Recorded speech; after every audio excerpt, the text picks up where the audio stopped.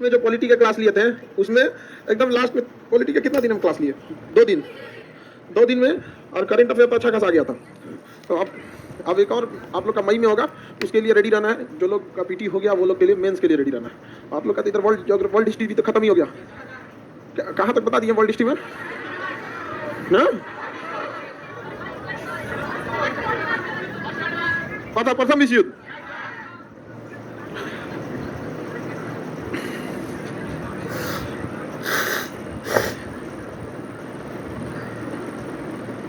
आज आपको पढ़ाना है इटली का एकीकरण, इटली का फांसीवाद और जर्मनी का नाजीवाद। इटली का फांसीवाद और जर्मनी का नाजीवाद। इसको बंद कर दीजिए।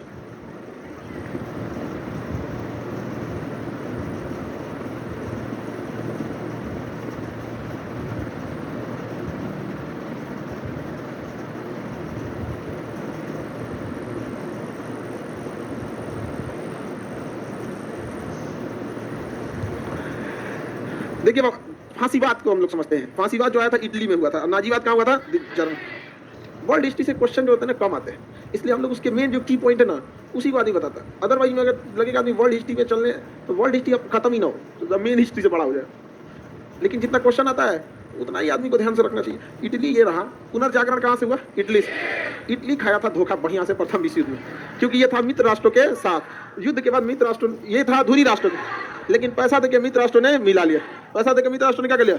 मिला लिया। अब ये बेचारा इटली टेंशन में था। पुनर्जागरण के बाद यहाँ एजुकेटेड लोगों की तो कमी थी नहीं। अब इसी में आया मिलान शहर। इटली का शहर है मिलान। तो इटली का एक शहर फ्लोरेंस, वहाँ की तो थी फ्लोरेंस नाइटिंगेल। दूसरा है मिलान शहर। इटली के मिलान शहर से आया था डोमिटो मुसोलिनी। डोमिटो मुसोलिनी जो था वो, मुसोलिनी को फांसीवाद का क्या कहा जाता है? जनक कहा जाता है। डोमिटो मुसोलिनी, फांसीवाद में होता है राष्ट्र सर्वोपरि रखा जाता है। फांसीवाद का अर्थ क्या होता है? राष्ट्र सर्वोपरि। देखिए एक बात में ऐसे लग सकता है राष्ट्र सर्वोपरि है तो क्या खिलाफ है, लेकिन राष्ट्र सर्वोपरि है, राष्ट्र में भी तो मानवता रहना चाहिए।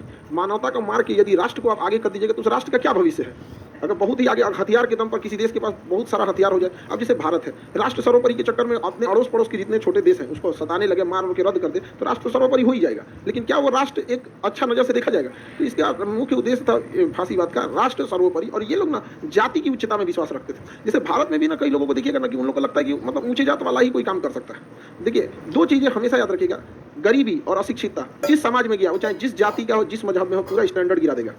क्योंकि जब आप गरीबी में रहिएगा ना तो आपसे एक अच्छे बड़े पढ़े लिखे लोग, गरीबी और अनपढ़ अशिक्षा जहाँ जाएंगे ना तो आपका एक समाज ही अलग हो जाएगा। आपसे बातचीत करने वाले लोग का भी दायरा अलग रहेगा। जब मिलेंगे तो उटपटांग बातें करेंगे। अभी आप लोग देखिए ना किसी दोस्त से मिलेंगे तो क्या बोलेगा? और भाई खर्चा उर्चा करो, कुछ स्टैंडर्ड देख रहे हो कहाँ गया? मरल हुआ स्टैंडर्ड यहाँ पे। लेकिन आप अपने आप को सोचिए, आज से 5 साल बाद जब आप सेटल रहेंगे, ऑफिस में मिलेंगे तो वहाँ की बातें अलग रहेंगी। तो भाई डिपार्टमेंट का क्या पोजीशन, सीनियर कौन है, तुम्हारे नीचे कौन है, क्या प्रोसेस चल रहा है, प्रमोशन कितना ड्यू है, तो एक बात करने का लहजा ही बदल जाएगा। तब सोचिएगा कि कहाँ थे हम यहाँ। कुछ लोगों को ऐसा लगता है कि जाति जो होता है उसकी वजह से मतलब सर्वश्रेष्ठता है, नहीं है। लेकिन ये बात है कि जो भारत में बहुत सारी उच्च जातियां हैं वो पिछले कई 100 सालों से संपन्न, घर है, खेत है, पैसा है, शिक्षा है, इस वजह से वो मतलब आगे है। इस वजह से नहीं कि मतलब जाति आगे, वरना शिक्षा को पीछे छोड़ दीजिए या गरीबी ले आ दीजिए तो देखिए वो किसी भी जाति का रद्द मिलेगा आपको। और ना जाति दुनिया को इतना घूम लीजिए, अलग अलग जाति होती नहीं, दो ये जाति है दुनिया में, एक अमीरों की है, गरीबों की। अमीर जहाँ भी है, जिस जाति में है वो एकदम एक नंबर की लाइफ जी रहा है, और गरीब जिस जाति जिस धर्म का है वो रद्द जी रहा है। यहाँ पे मेन तो यही जाति का अंतर है, समझ में आ रहा है कि नहीं आ रहा है? तो ये लोग जाति की उच्चता में भी ज्यादा विश्वास रखते हैं। भारत में भी जब कोई जाति की सर्वश्रेष्ठता की बात करता है ना, अरे छोड़ यार हर जाति के आदमी है, अक्सर देखिएगा ना लोग भाषा में भी ना जाति सूचक शब्द का प्रयोग कर देते हैं। जैसे कई लोग कहते हैं ना, आप देखे होंगे गांव में चोरी चमारी कर, अरे यार तुम क्या करना चाह रहा है, चोरी के साथ चमारी जोड़ देता था, ऐसा ऐसा सुने होंगे आप लोग, सुने ना? तो ये सारी चीजें भारत में जाति सूचक शब्द, तो बाद में तो इसे जाति सूचक में क्या कह दिया गया, डाल दिया गया। ये गलत था, वहाँ पे ऐसा बहुत बार बोला जाता था। तो फांसीवादी विचारधारा भारत में भी है। फांसीवादी की ओवरऑल एक लमसम विचारधारा समझ में आ रही है कि नहीं आ रही? फांसीवाद क्या था, कहाँ से स्टार्ट हुआ था? हाँ, इटली के मिलान शहर से। इटली के किस शहर से? मिलान शहर से। आगे बढ़ जाए, किसने चालू किया था? डोमिटो मुसोलिनी। डोमिटो मुसोलिनी ड्यूस कहा जाता था, इसे क्या कहा जाता है? ड्यूस। डोमिटो मुसोलिनी खुद को, उसको ना मुसोलिनी कहने से ज्यादा क्या पसंद करता था? ड्यूस। समझ में गया कि नहीं? और अपने अधिकारियों को डियाज कहता था। ये अपने अधिकारियों को क्या कहता है? डियाज। जो इसके फेवरेट अधिकारी थे उन्हें क्या कहा जाता? डियाज। और खुद को ये क्या कहलाना था? ड्यूस। ये सोच रहा पगला था थोड़ा सा, ये युद्ध के लिए ही तत्पर रहता था। कहता युद्ध व्यक्ति को महान बनाता है, विश्व शांति तो कायरों का सपना है। डोमिटो मुसोलिनी का कथन नहीं है। बताइए ये अब किसी शांति जरूरी है, अब कायरों का क्या सपना रहता है यहाँ पे? शांति। बताइए विश्व में शांति हो, कल्याण होती, कायर है आदमी। कहा कि युद्ध व्यक्ति को महान बनाता है, विश्व शांति कायरों का सपना। जो व्यक्ति युद्ध नहीं लड़ा वो एक बाज महिला के समान है। द्वितीय विश्व युद्ध में यह हिटलर का क्या किया था, साथ दिया था। हिटलर के पास टेक्नोलॉजी थी, हिटलर के पास पैसे थे, रणनीति थी, हिटलर बहुत दूरदर्शी था, लेकिन बस ये था कि जो डिसीजन ले लेता था ना, अगर मन बना लिया ये करना है तो कितना समझाते रहिए नहीं करेगा वो, फिर उसकी वो मन में नहीं करता वो। ये सोच रहा बैल था, इसके पास ना कोई बढ़िया सेना थी, न जनता में पकड़ था, न कुछ था। राष्ट्र के नाम पर कब तक झोंकिएगा?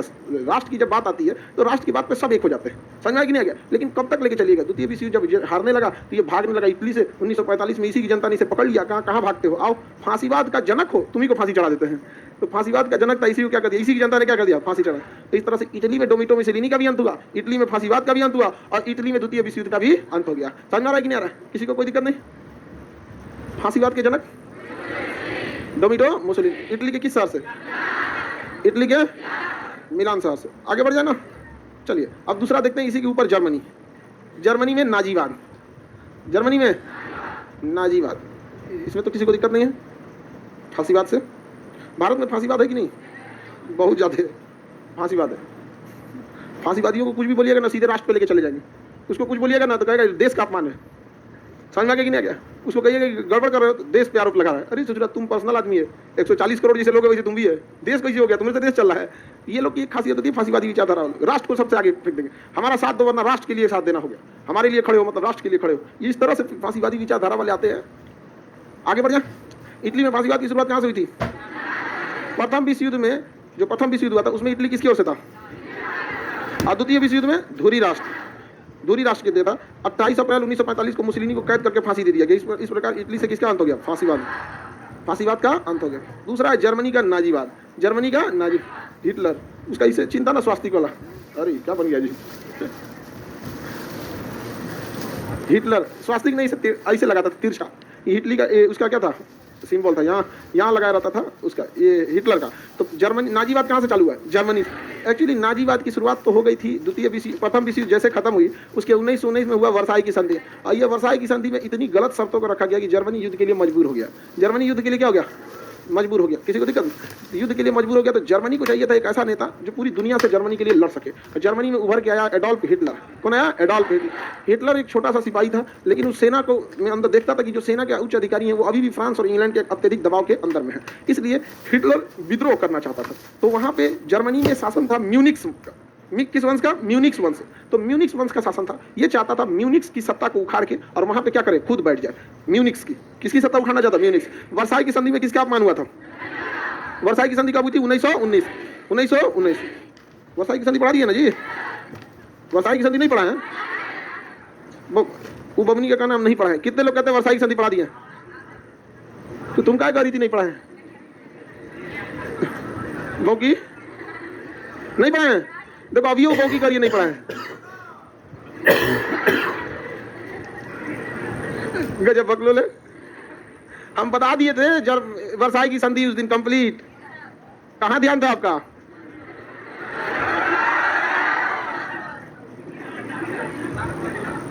वर्साई की संधि के तहत जर्मनी पे जितना युद्ध का खर्चा था जर्मनी पे थोप दिया गया। जर्मनी का कोयला क्षेत्र कौन ले गया? फ्रांस। जर्मनी की कभी घातक हथियार रख सकता है? जर्मनी नौसेना रख सकता है? जर्मनी वायुसेना रख सकता है? क्या जर्मनी की सेना 1 लाख से ज्यादा होगी?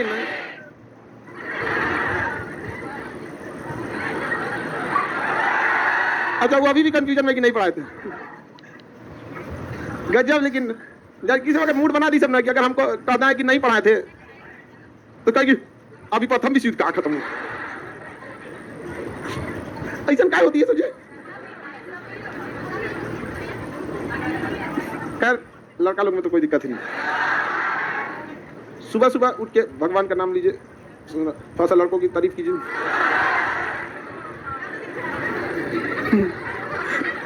देखो ये बकलोलिया कह रहे सर ये दिन खराब करने का टिप्स बता रहे हैं क्या?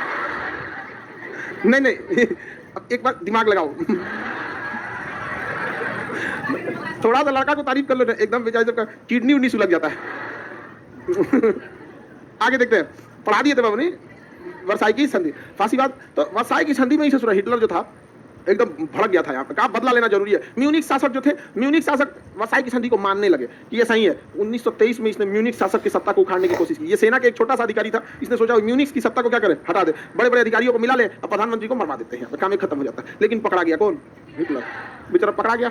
और उसको पकड़ के डाल दिया गया जेल में। अब जेल में ऐसे लोगों को आप फांसी नहीं दे सकते। रीजन क्या है? ये अपने जैसे विचारधारा वालों के लिए हीरो बन जाएगा यहाँ पर। तो राजनीतिक कई कारण होते हैं सर। महात्मा गांधी को फांसी देते थे, भगत सिंह को फांसी दिया, बारे हो गया पूरा बवाल। 1857 की क्रांति, मंगल पांडे को फांसी दिया, बवाल हो गया। तो आप किसी को जब फांसी देते हैं ना, क्रांतिकारी विचारधारा वाले को, तो वो अपने यहाँ मरता नहीं, वो स्वतः शहीद हो जाता है।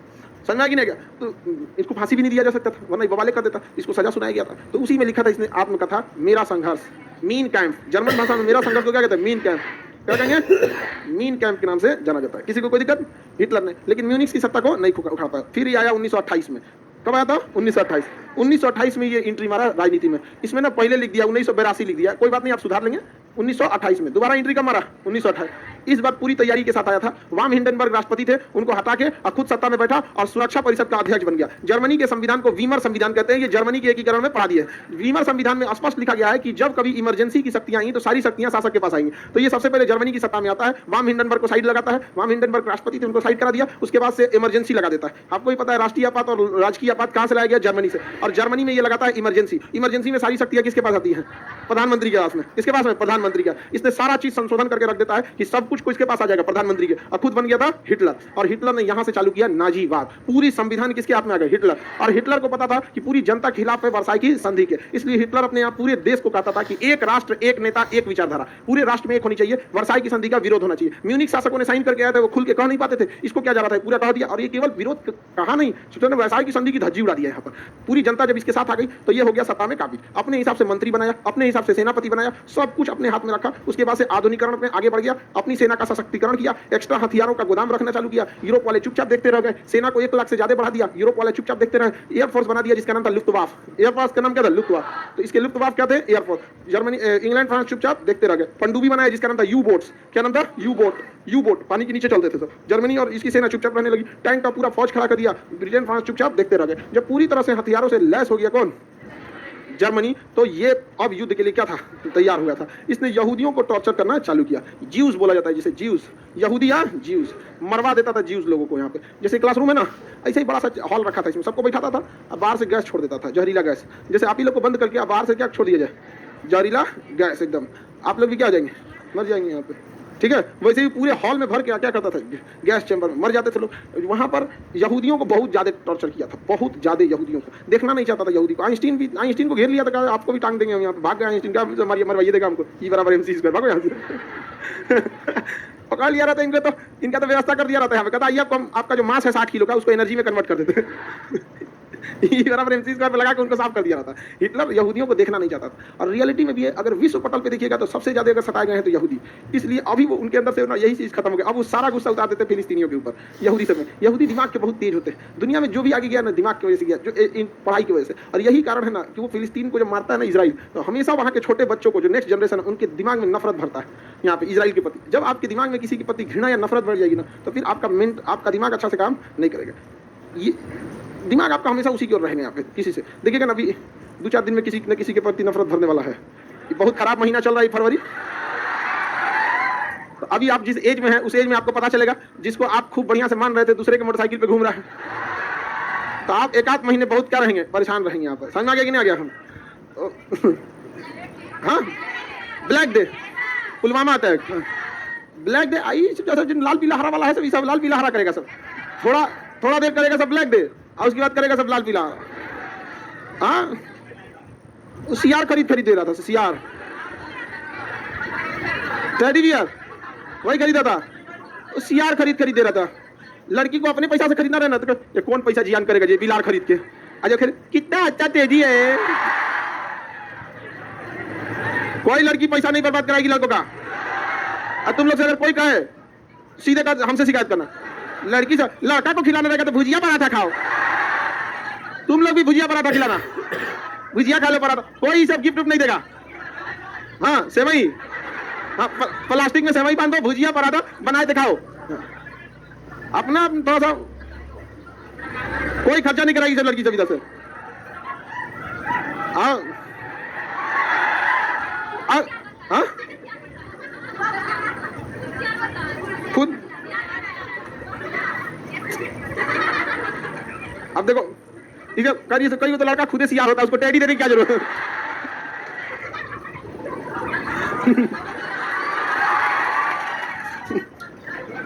चले अब ध्यान से समझो, आगे समझते हैं। कूटनीति लेकिन लड़कियों में अच्छी खासी रहती है, सस्ता में निपटा देती है, पराठा सब्जी, ये तो भुजिया। कूटनीति करिए, बहुत मन से बनाए थे, कैसा लगा ये, और बेचारा लेकिन मने मन क्या कहेगा बेचारा, पराठा सब्जी खिला। तुम लोग भी रोटी वोटी जर हो जाए तो खिलाओ, ये तो बहुत मन से जलाए थे हम इसको। चोखा भात, अरे गधा कहीं का, कम से कम चोखा भात के साथ दाल तो जोड़ दो।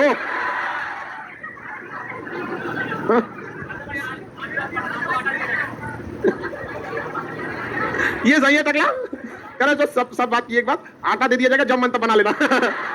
सही बोला तुम्हें एकदम। समझा, तुम कूटनीति सीखो, डायरेक्ट आटा दोगे तो कौन सी तरह, गांव का आटा खेत का हम ही बोए थे, समझा गया कि नहीं? तो पूरा कूटनीतिक भाषा का प्रयोग करना एकदम यहाँ पे, हम ही बोए थे, अब खुद ही से पिसवा के गांव से लाए स्पेशली तुम्हारे लिए, लखो आटा रखो, एक बोरा लो, समझा गया कि नहीं? क्या अब बोरा वापस कर देना। आगे समझते, लड़का लोग आप लोग को कोई ठग देता है तो हमको अच्छा नहीं लगता, नहीं ठगाइएगा लोग। चलिए अब ध्यान समझते हैं, हिटलर लोग इधर देखो। हिटलर ने वसाई की सारी संधियां तोड़ दी और जीव्स को तो अत्याचार की हद पार कर दिया, जीव्स को जहां जहां देखता था मार देता था। अब यहूदियों के मन में एक विचारधारा है, भैया हम कहां जाएंगे, तो अंग्रेजों ने कहा यहूदियों से कि तुम हमारा पैसे से साथ दो, तुम्हारे पास पैसा ज्यादा है, द्वितीय विश्व युद्ध बाद हम तुम्हें अपना एक देश देंगे, यहाँ पे बना देंगे इजराइल। तो कहा कि वहां कौन खाली जगह, कहा मार के बम भगा देंगे, वहां के लोग को खाली रहे, मतलब कौन सी खाली दुनिया का कौन जगह, ये जगह फिलिस्तीन जो थी यहाँ पे। अब अरब देशों से कहा कि देखो तुम एक काम करो, तुम मेरा साथ दो, युद्ध के बाद फिलिस्तीन तुम्हें दे देंगे। ब्रिटेन फ्रांस से कहा कि काम करो, तुम मेरा युद्ध में साथ दो, युद्ध के बाद फिलिस्तीन तुम्हें दे देंगे। ब्रिटेन रूस से कहा कि युद्ध में तुम हमारा साथ देना, फिलिस्तीन तुम्हें दे देंगे। समझा गया कि नहीं? अब जो आज मुस्लिम राष्ट्र बोलते हैं ना फिलिस्तीन का साथ दे, हमें सऊदी अरब ने ब्रिटेन का साथ दिया था, इसलिए कि फिलिस्तीन उनको मिल जाएगा। दुनिया में कोई आपको कुछ करके ना देने वाला है जब तक आप अपने पैर पे ना खड़े हो जाए, फिलिस्तीन दे देंगे आप। आए तो नहीं हम लोग पे, ये कोई दुनिया का कोई इंसान आपके लिए कुछ करेगा तो फिर आपसे भी रिटर्न में कुछ ना कुछ खोजेगा। आगे बढ़े, जर्मनी ने पूरी तरह से कब्जा कर लिया, हिटलर ने पूरी तरह जर्मनी को कब्जा कर लिया। हिटलर का जो नाजीवाद था वो तानाशाहियत के सिद्धांत पे था कि जो हिटलर बोल रहा है वही सही है। हिटलर का कहना था हिटलर मतलब जर्मनी और जर्मनी मतलब हिटलर। जो हिटलर के प्रति वचनबद्ध अर्थात वफादार है वही जर्मनी के प्रति वचनबद्ध अर्थात वफादार है। सोचिए, जर्मनी, हिटलर ने अपने आप को, मतलब हिटलर से बगावत, जर्मनी से बगावत, ऐसा होता है क्या? ऐसा कैसे हो जाएगा यहाँ पर? ऐसा नहीं हो सकता है ना। तो तानाशाहियत पूरी तरह से ले आ दिया यहाँ पर, और पूरी सेना तैयार कर दिया, नौसेना, वायुसेना, जितना जितना था सारा का सारा चीज क्या कर दिया, तैयार कर दिया। अब हिटलर आगे बढ़ना चालू किया था। फ्रांस से कहा कि फ्रांस, वर्साई की संधि से कितना कोयला ले गए हो, चुपचाप उसका ब्याज जोड़ के वापस कर दो। अब बेचारा ये वापस करना मजबूर हो गया इसको। ये ऐसे नहीं ना वापस कराता था, अचानक ले जाके 2 लाख की फौज खड़ा कर दिया, तो टैंक लगा के कहा वापस करो कि उड़ा दें। कहा कि ठीक है भाई, कोयला वोला अपना वापस लेके जाओ। 15 साल के लिए संधि किए थे, कहा ठीक है तुम लेके गए थे 15 साल तक, अब जितना फूके हो कोयला ना वापस चाहिए हमको। कहा तो फूंक दिए, कहा कोई बात नहीं, दूसरा कोयला लाओ, नहीं तो उतना का पैसा लाओ। अच्छा यही बताओ फ्रांस, तुम प्रथम विश्व युद्ध में हमको मारा, हम ही से पैसा लिया, वो पैसा वापस कर दो। फ्रांस वापस मंगाया पैसा, फ्रांस जब वापस दे दिया तो जर्मनी करेगी इसका ब्याज बच गया, भाई दे दो, तुम ब्याज दे दो। यहाँ एकदम ऐसा मारा है ना जर्मनी जिसका कोई हद नहीं। हम लोग जो आज अंग्रेजी भाषा प्रयोग कर रहे हैं ना, अगर हिटलर जी गया रहता तो जर्मन भाषा बोलते, जर्मनी की भाषा बोलते हैं हम लोग यहाँ पे, क्योंकि पूरी दुनिया में जर्मनी या राज कर लिया था वहाँ पे। और जर्मनी, अब जर्मनी पूरी तरह से अब एग्रेसिवली आगे बढ़ने लगा। और जर्मनी का साथ देता था कौन? इटली। जर्मनी का साथ देता था इटली। साथ क्या देता था? जर्मनी की इशारे पे काम करता था। और इधर करता था जापान। इधर कौन करता था? जापान। ये अगल बगल में मार धार करना चालू कर दिया कौन? जर्मनी। ये ऊपर वाले में नौसेना मार के खत्म कर दिया। ये हिटलर की एक बहुत बड़ी भूल भी साबित हुई थी कि इसकी नौसेना जब था ना, उत्तर के देश के थे ना, नॉर्वे, स्वीडन, फिनलैंड, इन लोगों की नौसेना मारने के चक्कर में हिटलर की भी आधी नौसेना खत्म हो गई। और इधर कौन आ गया? जापान। ये सब आपस में चल रहा था। मेन यही 3 देश हैं जो द्वितीय विश्व युद्ध को लड़ेंगे सब यहाँ पे। ये कौन हो गया? जर्मनी। नीचे में उधर में इसमें 2 ठो औद्योगिक रूप से बहुत आगे निकल गया सब, जर्मनी और जापान। इटली जो था ना पिछलग्गू बना हुआ था, कैसे नेता सब अपने पीछे 2-4 को लेके घूमते रहता था, तो टोमेटो मुसोलिनी को लगता था यही सब कुछ है मुसोलिनी। अब इधर ग्रुप बनाने लगे सब, अमेरिका, ब्रिटेन, फ्रांस, स्पेन, रूस, ये सब एक होने लगे सब। क्या होने लगे सर? एक होने लगे सब यहाँ पे। अब ये लोग प्लान बनाया लोग किसको मारने के लिए? जर्मनी को। लेकिन रूस ने मना कर दिया कि हम जर्मनी को क्यों मारेंगे, भाई जर्मनी से हमारी क्या दुश्मनी है। तो हिटलर ने कहा कि यार एक काम करते हैं, पहले हम निपटाते हैं फ्रांस को। आज जर्मनी मारा फ्रांस को ना, 1 दिन में कब्जा कर लिया पूरा फ्रांस। कितने दिन में? 1 दिन में कब्जा कर लिया पूरे फ्रांस पर। किसका कब्जा हो गया? फ्रांस के जो सेनापति थे भाग रहे थे, तो उनको ट्रेन के जनरल बगी में पकड़ के साइन करा लिया हिटलर। साइन कर चट्टा कहीं हार गया तुम यहाँ पे। ट्रेन के जनरल बगी से भाग रहा था। भाग जब मार देगा यहाँ पे। जर्मनी की सेना ने उसको क्या कर लिया? पकड़ लिया। फ्रांस पर कब्जा कितने दिन में हो गया? फ्रांस खत्म हो गया। उसको बचाने आया इंग्लैंड। फ्रांस को बचाने आया इंग्लैंड, इंग्लैंड बचाने आया, वहाँ एक बीच है समुद्र का किनारा, नार्मंडी बीच। नार्मंडी बीच पर जब इंग्लैंड की सेना उतरी थी ना, तो वहाँ पहुँच गई थी एयरफोर्स, ये कूद के नदी समुद्र में भागा है सब, इंग्लैंड वाले सब पूरा भाग गया सब यहाँ से, पूरी तरह से फ्रांस पर किसका कब्जा हो गया? जर्मनी का। जर्मनी ने अपनी नौसेना की मदद से ऊपर की पूरी नौसेना उड़ा दिया, पूरा का पूरा क्या उड़ा दिया? नौसेना। बच गया ब्रिटेन। ब्रिटेन को जब मारना चालू किया ना, तो ब्रिटेन के पास भी एयरफोर्स थी और हिटलर के पास भी एयरफोर्स थी, बट हिटलर की एयरफोर्स के पास पायलट्स की संख्या ज़्यादा थी, इसलिए जहाँ मशीन तो नहीं थकता, उसको तो सर्विसिंग दे दीजिए जितना चलाना चलाइए, लेकिन पायलट तो थक जाते हैं। तो ब्रिटेन के पायलट थक जाते थे, उड़ाने के बाद 8 घंटे शिफ्ट करने के बाद थक जाते थे। उसके बाद उसके पास पायलट की शॉर्टेज थी। जर्मनी के पास पायलट की शॉर्टेज नहीं थी, उसके पास जहाज उतारा, फिर पोस्ट को जहाज को किया, फ्यूल भरा, फिर दूसरा का लेकर उठा, कहा भाई अब तुम आराम करो, हम जाते हैं गिराने। जर्मनी ने ब्रिटेन के लंदन पर 15 दिन 15 रात बिना रुके बम गिराया था। अरे अभी जो लंदन देख रहे हैं नया बसाया है, बाद में बसाया, उजाड़ दिया पहले वाला। तो जर्मनी ने इतना बम्बार्डमेंट किया लंदन के ऊपर कि तबाह हो गया, ब्रिटेन खत्म होने वाले थे एकदम। तभी तो ब्रिटेन ने भेजा था क्रिप्स प्रस्ताव भारत में 1942 में, भारत वाले हमारा साथ दे दो। तो गांधी जी ने चालू किया भारत छोड़ो आंदोलन, भारत छोड़ो आंदोलन। द्वितीय विश्व युद्ध नहीं हुआ रहता ना, तो भारत छोड़ो, भारत की आज़ादी इतनी भी पहले नहीं मिलती, कम से कम 10 साल और खींच देता सर, ज़्यादा नहीं मतलब 5-10 साल क्या किया सर, खींच देता सर। अरे द्वितीय विश्व युद्ध खत्म होने के बाद 2 साल खींच दिया सर। विश्व युद्ध 45 में खत्म हो चुका था, खत्म तो 44 में होने गया था, 45 में क्या हो गया, खत्म हो गया। अब 45 में खत्म हुआ, आज़ादी दिया सबका 47। आगे बढ़ जाए, हिटलर ने फ्रांस को भी निपटा दिया, इंग्लैंड को भी निपटा दिया, और ऊपर में निपटा दिया नॉर्डिक कंट्री जो स्कैंडिनेवियाई कंट्री है, इन लोगों को निपटा दिया। फ्रांस का साथ, जर्मनी का साथ कौन दे रहा था? आगे बढ़े, अब यहाँ से उसने देखा जर्मनी ने कि भाई हम तो सबको निपटाइए दिए, अमेरिका बीच में कूदा नहीं, क्योंकि वो केवल हथियार बेचना चाहता था। देखा कि यार इतना बड़ा है, इसको कब कब्जा करेंगे, कहा कि यार ये तो बहुत बड़ा है। तो जर्मनी ने कहा कि देखो, किससे? रूस से। हम जा रहे हैं पोलैंड पर कब्जा करने, लेकिन पोलैंड पर जब कब्जा करेंगे तो तुम मत डर जाना कि हम तुम्हारे पास आके मारने लगेंगे तुमको, जरूर है हमारी सीमा तुम्हारे पास आएगी, लेकिन हम पोलैंड पर कब्जा करके पोलैंड तुम्हें गिफ्ट दे देंगे। जर्मनी बोला रूस से कि जर्मनी बोला रूस से कि हम पोलैंड पर हमला करेंगे और पोलैंड तुम्हें गिफ्ट दे देंगे, बदले में तुम हमें अनाज दे देना, क्योंकि तुम्हारे पास एरिया बड़ा है, खेती ज़्यादा होती है। रूस ने कहा बिल्कुल। जर्मनी ने हमला किया किस पर? पोलैंड। रूस चुपचाप रहा। रूस क्या हो गया? चुपचाप रहा। समझा गया कि नहीं आ गया? और बदले में रूस ने क्या दे दिया? अनाज। तो अनाज तो बड़ा सिंपल होता है, अगर मान के चलिए आपके पूरे गांव में जितना गेहूं होगा ना, वो आधा क्लासरूम में अट जाएगा। एक बोरी एक कट्ठा खेत में बोइएगा तो 1 बोरा निकलेगा। यहाँ पर कितना ज्यादा निकलेगा आपका? अब बोरा भाई बोरा सजा दीजिएगा घर में अपने, आपका मकान में कम से कम जिस रूम में आप रहते हैं उसमें 100 बोरा अट जाएगा। और 100 बोरा गेहूं का मतलब समझ रहे हैं, बहुत अच्छा खासा एरिया हो जाएगा। तो इसके पास पूरी ट्रेन भर भर के क्या मंगा लिया? अनाज। अनाज आ गया कहाँ पे? जर्मनी। 10 साल तक के लिए अनाज को स्टॉक कर लिया कौन? जर्मनी। अब जर्मनी को अनाज का टेंशन नहीं था वहाँ पे। अब जर्मनी ने बोला किसको? रूस को, एक काम करो तुम पोलैंड में अपनी सेना बुलाओ और हम तुमको पोलैंड सौंप के चले जाते हैं। रूस ने अपनी सेना कहाँ बुला लिया? पोलैंड। कहाँ बुला लिया? पोलैंड। और जब रूस की सेना पोलैंड पहुंची ना, तो जर्मनी मार दिया उसी की सेना को। कहता है कि जरूरत नहीं, आएंगे हमसे पोलैंड लेने के लिए, हमारे पास अनाज ना सब है। अब पूरा रसिया हमारा, पूरा रसिया हमारा, पूरी रसिया में घुस गया जर्मनी। अब मार और के रद्द कर दिया था इन लोग, रसिया के लोग भाग गए थे। और रसिया जीता इसीलिए था कि वहाँ ठंड भयानक पड़ती है, अदरवाइज में नहीं जीता रहता यहाँ पे। और इसने गड़बड़ी ये आंकड़ा कर लिया था, उसको लग रहा था कि हम रसिया को, जैसे फ्रांस को जीत गए 1 दिन में, ब्रिटेन को उड़ा दिया 15 दिन में, इसको लग रहा था 2 महीना में रसिया जीत जाएंगे। ये बात रसिया को पता थी कि अगर ठंडी आने से पहले हम हार गए तो फिर हार जाएंगे। अगर किसी को खींच लेगा युद्ध 6 महीना और ठंडी का दिन आ गया, तो you can not win crocodile in water. आप पानी में मगरमच्छ से नहीं जीत सकते। बस यही बात पता थी किसको? रूस को। इसलिए वो युद्ध लड़ा ही नहीं, वो युद्ध में केवल हिटलर को उलझाए रखा। उसके सैनिक ना उलझाए रखते थे, उसे कहा जाता है गुरिल्ला युद्ध। गुरिल्ला युद्ध में डायरेक्ट नहीं लड़ा जाता है, युद्ध को लंबा खींचा जाता है, छुप छुप के मारा जाता है। तालिबान वालों ने क्या किया था? गुरिल्ला युद्ध, चुपचाप से छुप छुप के मारते थे। तो एक बार रेकी करते थे तो इधर से ब्रिटेन अमेरिका की सेना आती जाती रहती है, 10 दिन रेकी किया, बम लगा उड़ा दिया। तो गुरिल्ला युद्ध जो था, भारत में भी शिवाजी ने, गुरिल्ला युद्ध पूरी दुनिया में लड़ा गया है यहाँ पर, समझ रहा कि नहीं रहा? तो गुरिल्ला युद्ध जो था वो ये रूस ने अपना युद्ध खींचा गया लंबा। आ गया ठंडी का दिन, टेम्परेचर आया -50। टेम्परेचर कितना आया? -50। अब 0 डिग्री पे क्या जम जाता है? बर्फ। अब वहाँ कितना हो गया? -50। अब बंदूक काम करना छोड़ दिया, बंदूक जम गया, जहाज का फ्यूल जम गया, पनडुब्बियां नहीं काम करनी थी क्योंकि समुद्र का पानी जम चुका था। हिटलर की सेना अब लगी हारने, लेकिन युद्ध चल रहा था। ठंडी कौन सा परमानेंट था? जर्मनी की सेना भी क्या करने लगी, मतलब गुरिल्ला युद्ध करने लगी, मोर्चा संभालती थी, गुरिल्ला युद्ध करती थी। लेकिन इधर से हमला कर दिया जापान ने चाइना पर, मंचूरिया पर। जापान ने कहाँ हमला कर दिया? मंचूरिया पर हमला कर दिया। अब पूरी मंचूरिया पर कब्जा किसका हो गया? जापान का हो गया। और जापान ने इतना अत्याचार किया मंचूरिया में कि कोई भी मंचूरिया में कोई व्यक्ति चाइनीज भाषा बोल दिया तो उसको मार देते थे, कहा कि तुमको जापानी बोलना है, छाओ चूम। कुछ भी बोलते रहते, लेकिन तुम्हें क्या बोलना है? जापानी। तुम चाइनीज भाषा नहीं बोल सकता, और मार देता था सब। जापानी सबसे ज्यादा क्रूर थे सब, पूरी द्वितीय विश्व युद्ध में सबसे ज्यादा अगर कोई क्रूर था ना, जापानी। और उसके बाद अगर कोई क्रूर था तो जर्मन।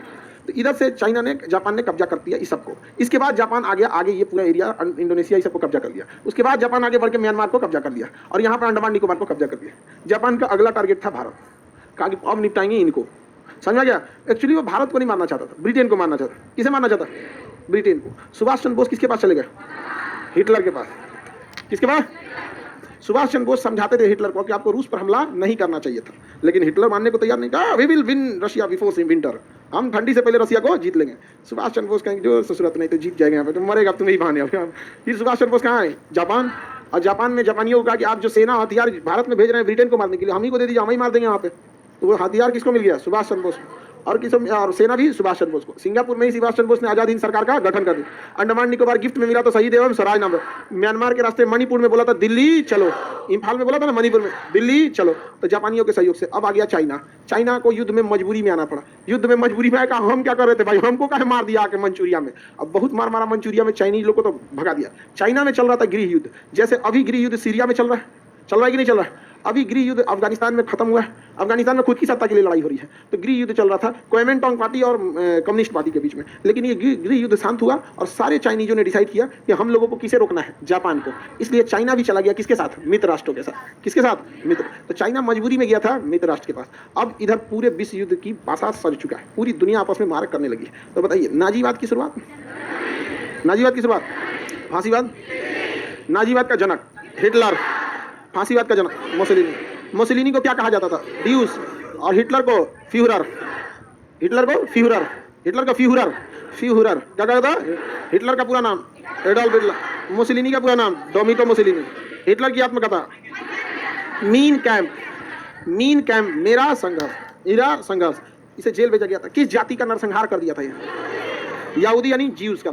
जीव्स का इसने क्या कर दिया? अंत कर दिया था, नरसंहार कर दिया था, पूरी तरह से रद्द कर दिया था जीव्स को। बाद में इंग्लैंड ने जीव्स को कहाँ बैठा दिया? फिलिस्तीन में। और जीव्स को, जीव्स और मुसलमानों में लड़ा दिया। समझ में आ गया कि नहीं आ गया?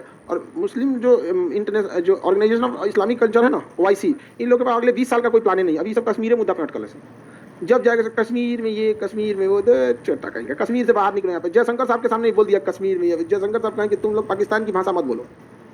जयशंकर साहब किसी को वैल्यू थोड़ी देते हैं, नाश्ता में मीडिया वालों को खाते हैं। बहुत प्रथम कार्यकाल जयशंकर साहब का बहुत नॉर्मल बीता। ऐसा लग रहा था क्या कर रहे हैं भैया, आप कुछ कीजिए। और जो द्वितीय पारी खेलने आए ना, जयशंकर साहब पूरा फुल फॉर्म में आ गए। कहा आओ तो हम बताइए तो अब यहाँ पे